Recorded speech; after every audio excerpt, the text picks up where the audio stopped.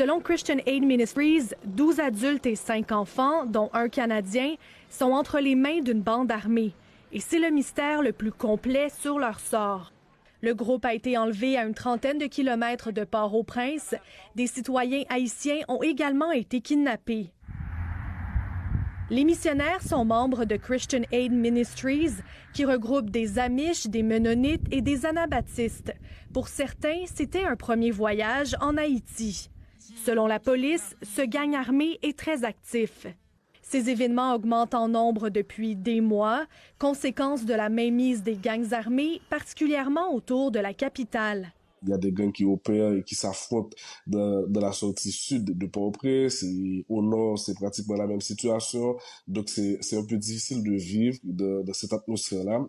Plus de 600 enlèvements ont été recensés depuis le début de l'année, contre 231 pour la même période en 2020.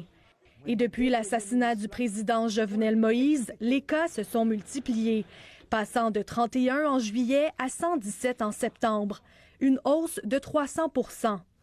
L'objectif est presque toujours le même. Le gang exige des rançons allant d'aussi peu que 100 $ à des montants avoisinant le million. On est dans un phénomène que les gangs pèsent souvent plus lourd que les forces policières dans certains territoires, en termes d'armement, en termes de nombre de personnes dans ces gangs, en termes de stratégie de connaître ces petits quartiers, en termes de financement avec ces kidnappings qui ont lieu de façon régulière. En raison des troubles civils et de la situation qui peut rapidement se détériorer, les voyages non essentiels en Haïti sont fortement déconseillés par le gouvernement du Canada. Ici Aimée Lemieux, Radio-Canada, Montréal.